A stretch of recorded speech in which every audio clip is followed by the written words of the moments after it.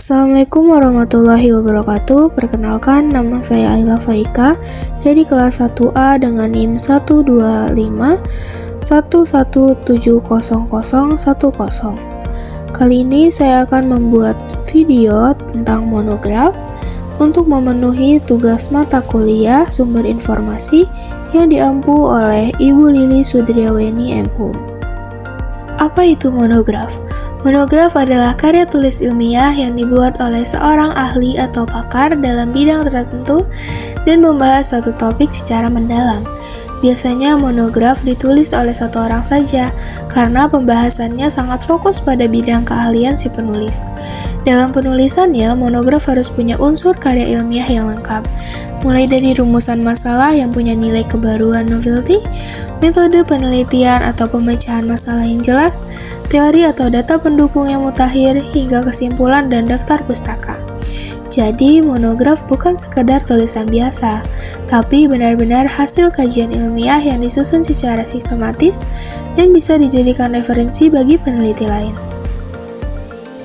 Jenis-jenis monograf dan contohnya. Jenis monograf terbagi menjadi dua garis besar, yaitu buku cetak atau textbook dan buku referensi. Lalu buku referensi mempunyai banyak jenis seperti ensiklopedia, kamus, almanak, direktori, daftar bibliografi, handbook, manual, tabel, dan terjemahan. Buku cetak atau textbook. Buku cetak adalah jenis monograf yang berfungsi sebagai bahan ajar atau panduan belajar di bidang ilmu tertentu. Tujuannya bukan hanya untuk memberi informasi, tapi juga membantu pembaca, terutama pelajar atau mahasiswa, untuk memahami konsep dan teori dengan lebih terstruktur. Biasanya disusun dengan bahasa yang mudah dipahami, dilengkapi dengan gambar, tabel, dan ilustrasi agar pembaca nggak bosan. Contohnya seperti buku pengantar ilmu perpustakaan karya Profesor Sulistyo Basuki yang menjelaskan dasar-dasar teori, sejarah, dan prinsip ilmu perpustakaan. Lalu selanjutnya ada buku referensi. Buku referensi berisi informasi yang spesifik dan langsung ke inti. Buku ini digunakan untuk dikonsultasikan, bukan dibaca dari awal sampai akhir. Biasanya digunakan di perpustakaan atau penelitian, karena pembacanya hanya mengambil bagian yang dibutuhkan. Buku referensi terbagi menjadi beberapa jenis. Yang pertama yaitu ada ensiklopedia.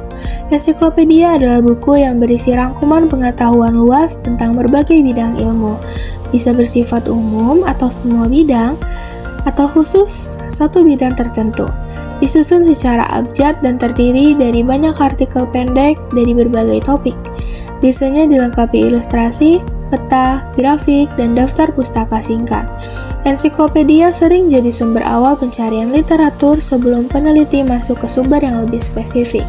Contohnya yaitu ada Ensiklopedia Indonesia yang membahas berbagai topik pengetahuan dari sejarah, sains, budaya, hingga tokoh penting. Yang kedua ada kamus. Kamus merupakan buku yang menjelaskan makna, ejaan, pengucapan, dan asal-usul kata.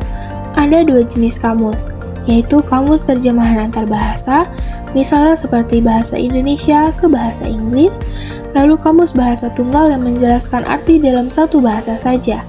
Kamus berguna banget untuk pelajar, penulis, dan peneliti dalam memahami penggunaan kata yang benar. Contohnya itu seperti buku Oxford English Dictionary, yaitu kamus bahasa Inggris paling lengkap di dunia. Yang ketiga ada almanak atau buku tahunan. Almanak atau buku tahunan berisi data dan fakta penting yang diperbarui setiap tahun, seperti statistik, kejadian besar, peristiwa penting, atau daftar tokoh dan lembaga. Biasanya digunakan untuk melihat perkembangan data dari tahun ke tahun, misalnya dalam bidang ekonomi, politik, atau pendidikan. Contohnya seperti The World Almanac and Book of Facts 2023. Yang keempat yaitu ada buku biografi. Buku biografi berisi tulisan tentang riwayat hidup seseorang, baik tokoh terkenal, ilmuwan, seniman, maupun tokoh sejarah. Penulisannya bisa didasarkan pada wawancara, dokumen tertulis, maupun catatan pribadi. Sumber biografi penting untuk mengenal perjalanan hidup, karya dan kontribusi seseorang terhadap bidangnya. Contohnya seperti Kamus Biografi Nasional Indonesia yang memuat profil tokoh-tokoh penting dari berbagai bidang di Indonesia. Yang kelima yaitu ada direktori. Direktori adalah daftar yang disusun secara sistematis, berisi nama orang, organisasi, lembaga, atau perusahaan, lengkap dengan alamat, nomor kontak, dan keterangan lain. Biasanya disusun berdasarkan urutan abjad atau kategori dan digunakan untuk keperluan administrasi atau komunikasi. Contohnya seperti Direktori Perguruan Tinggi Indonesia yang mencantumkan daftar universitas, alamat, dan pejabat penting di tiap kampus. Lalu ada buku pegangan atau handbook. Buku pegangan adalah kompilasi informasi yang praktis dan padat tentang topik tertentu. Di dalamnya terdapat tabel, rumus, grafik, dan data penting yang langsung bisa digunakan oleh praktisi atau peneliti. Buku ini cocok untuk referensi cepat dalam pekerjaan teknis atau akademik. Contohnya itu ada Handbook of Chemistry and Physics yang berisi data-data penting seperti titik didih, berat atom, atau konstanta fisika. Yang ketujuh ada buku pedoman atau manual. Buku pedoman berisi petunjuk langkah demi langkah tentang cara melakukan sesuatu. Isinya praktis dan aplikatif. Sering digunakan oleh lembaga atau organisasi untuk menjaga keseragaman dalam bekerja.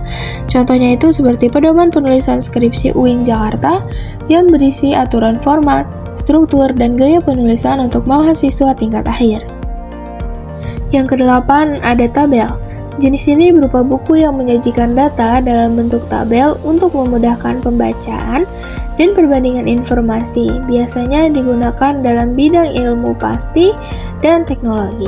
Contohnya seperti tabel periodik unsur kimia yang menyajikan data unsur seperti massa atom, titik didih, dan reaktivitas. Yang terakhir yaitu ada terjemahan.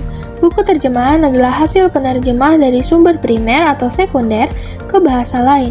Fungsinya agar ilmu dan pengetahuan dari luar bisa diakses lebih luas terjemahannya.